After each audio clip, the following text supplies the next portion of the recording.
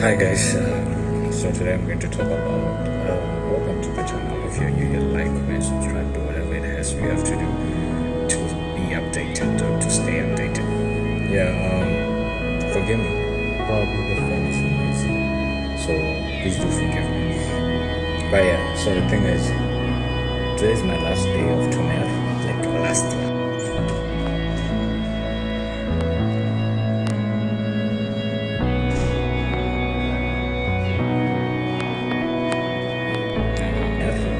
Last one, and for those people who don't know what is Tömer is a short form or an acronym for Turkish proficiency learning. It's actually in Turkish because it's Türkçe Öğretim Merkezi. Yeah, so it's like it's a Turkish proficiency learning center, right? So it's called Tömer. And yeah, I got my certificate already and I'm done. So I'm gonna talk to you about how it was arriving here my first time in Turkey. Not really my first time in Turkey, my first time in Tömer.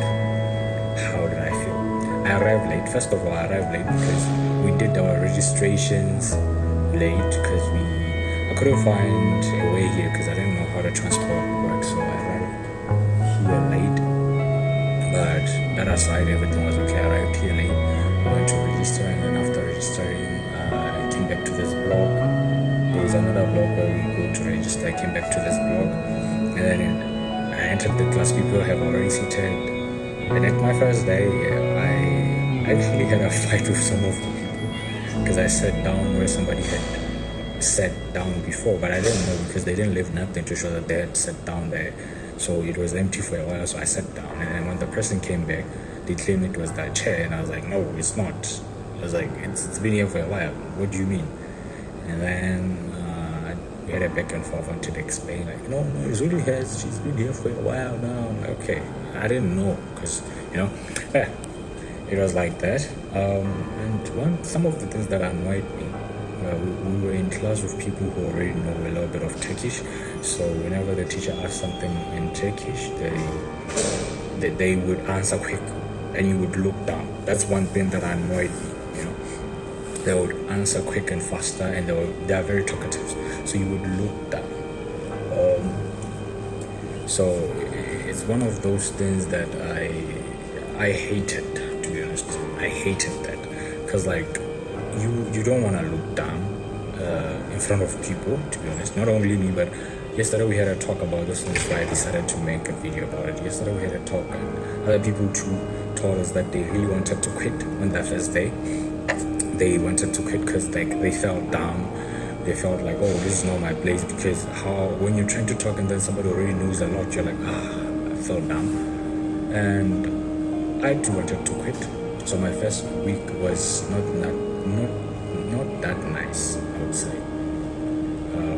And then I gave it more time. So my first time in Tömer, I would just say it was hard. It was hard trying to navigate through Turkish, because Turkish, for many people who don't know, it's more like a subject, object, and verb. You always end with the verb, and it's one of those things when you're like, okay. It's similar to, would I say, is it similar or there's like similarities? Let me say there's similarities, because saying that it's similar, it's actually a lie. There's similarities between Turkish and Hindi. So since I studied in India, I was used to Hindi being like that, but at the same time, Turkish has a lot of like suffixes, so words change a lot. So it was a little bit hard for me getting to understand it a bit, but as time went, I got to understand through the help of others and people around me, and also being in class with people of different nature, different cultures, especially people from Islamic religions, for example, not knowing their background and all that. Somehow it gets hard for people, because for us, we are very open about everything. So sometimes we say things and then they feel, like, oh, why did you say that? You're like, oh, I'm sorry, I didn't know it's offensive. And you get to learn. So it's one of those things that you would wish like you knew before coming here. So saying that, what are some of the things, like point two of this video is like, what are some of the things that I wish I knew before or while preparing for the Turkish class. One is realizing or recognizing like some of the jokes or some of the things that are being done, or that they will not come out nice because we have different cultures. Secondly, realizing that it's like for people like me, sometimes we feel like it's like a crèche, you know, an outpool or kindergarten. It's like that, you know. You arrive and you feel like you're a kid. You're learning A, B, C, D, E. You know, you're like, you know. And I remember there was a lady who used to make fun of me every time when I posted, like, oh, today my Turkish was good. I got 10 out of 10 in the test we were given. And she'd be like, oh, you're learning ABC. So it felt painful sometimes. So those are some of the things that you have to prepare your mind for. Like, you have to tell yourself, like, yeah, this is the ABCD that I'm going to learn, but there's no problem. It's language, you know. It doesn't mean you're not intelligent. It's just language. Secondly, is knowing the country you're going to, for example. Like the research that I needed to make more of was learning people, because like I said, some of the jokes, maybe I think it was because of language barrier. So some of the jokes, to me, I found them offensive, and some of the jokes that they too found them offensive, you know. And you would be shocked, like, nah, it's just a joke, and then you would see like these people took this thing really serious, you know. So that's one of the things that I wish I knew before coming. Yeah, that's all. And then was it worth it? No, the last point, was it worth it? Yes, for living here, it's worth it. I'm able, like, for example, in the train or in the metro, anywhere, or in public spaces, when they're talking about you, you can know, like, you can hear them, you understand them, even though you don't know how to reply sometimes, but you understand here and there, bits by bits, because we're still practicing. Doesn't mean when you're done with it, you're done. You need to practice, because now you need to apply whatever you learn into real life, right? And in real life, it's kind of different. So it was worth it, and for living here is worth it. Was my time wasted? No, it wasn't wasted, but it feels like it was wasted sometimes when you don't have good time, because you need to prepare your mental self for this. Like I'm saying, like, you feel like you're a kid, you know. Yeah, so for me it was worth it. So is it difficult? Like people say, well, Turkish is not as difficult as Chinese, just that it's backwards in the sense of people who learn a lot of languages through Latin, they know, like, languages mostly it's subject, verb, and object, but Turkish is more like subject, object, verb. And then on top of that, it's a suffixes language, meaning, for example, when you want to change a number of things, you add certain suffixes. When you want to do this, you add certain suffixes, so 10 suffixes. So it's a suffixes language.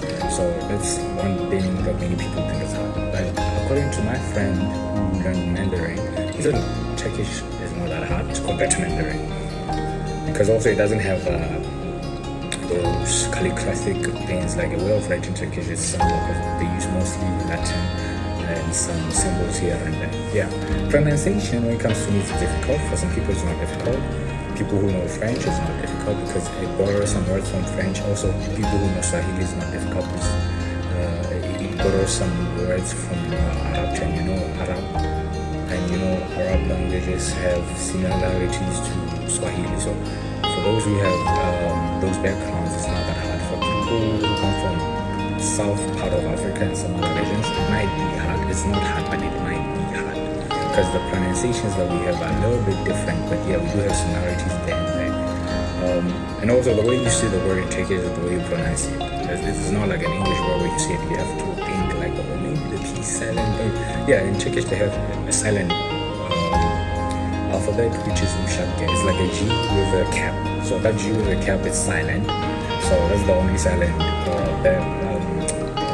letter you have in Turkish that is very silent. Apart from that, the rest are as loud as possible. Like the way you say it is the way you read it. For example, if you say to me, B-A-N-A, it's how it's written. It's called bana, to me. So if you say, I want you to read to me, you say bana babu kitaboku, bana babu kitaboku, something like that. I'm still learning that. So yeah, it was worth it. All in all, if you made it to so far, I'm sorry for the background noises if there's any. I'm sorry if I'm not legible or I'm not audible.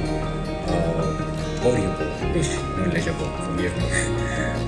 You forgive me, but yeah, if you make it just this far, I'll be making more this kind of videos because yeah, I need my experience in Turkey. So please like, comment, subscribe, and thank you for joining me. Bye bye.